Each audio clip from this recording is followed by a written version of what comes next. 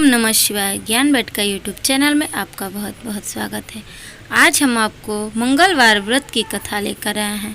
मंगलवार के व्रत में भगवान हनुमान को प्रसन्न करने के लिए उनको लाल पुष्प, लाल रोली, लाल अक्षत और चंदन इत्यादि और लाल फल, लाल वस्त्र धारण करके पूजा पाठ करना चाहिए और चढ़ाना चाहिए।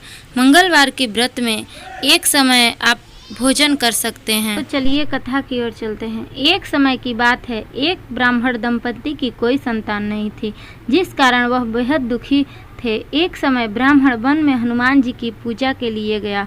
वहाँ उसने पूजा के साथ महावीर जी से एक पुत्र की कामना की। घर पर उसकी स्त्री भी पुत्र की प्राप्ति के लिए मंगलवार का व्रत करती थी। वह मंगलवार के दिन व्रत के अंत में हनुमान जी को भोग लगाकर ही भोजन करती थी। एक बार व्रत के दिन ब्राह्मणी ना भोजन बना पाई और ना ही हनुमान जी को भोग लगा सकी। उसने प्रण किया कि वह अगले मंगलवार को हनुमान जी को भोग लगाकर ही भोजन करेगी। वह भूखी प्यासी 6 दिन तक पड़ी रही। मंगलवार के दिन वह बेहोश हो गई। हनुमान जी उसकी निष्ठा और लगन को देखकर प्रसन्न हुए।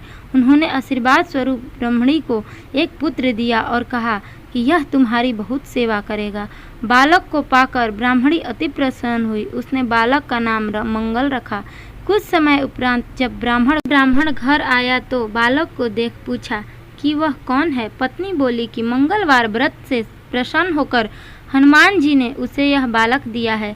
ब्राह्मण को अपनी पत्नी की बात पर विश्वास नहीं हुआ। एक दिन मौका देख ब्राह्मण ने बालक को कुएं में गिरा दिया।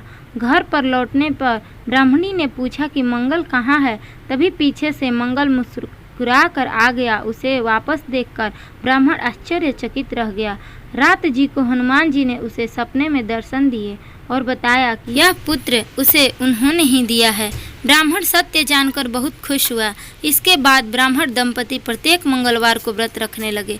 जो मनुष्य मंगलवार व्रत का कथा को पढ़ता है या सुनता है और उसके नियम से व्रत रखता है, उसे हनुमान जी की कृपा से सब कष्ट दूर होकर स्वर्ग सुख प्राप्त होता है और हनुमान जी की दया के पात्र बनते हैं। आपकी यह कथा कैसी लगी? अगर अच्छी लगी है तो वीडियो को लाइक करें, शेयर करें, चैनल को सब्सक्राइब करें। जय श्री राधे।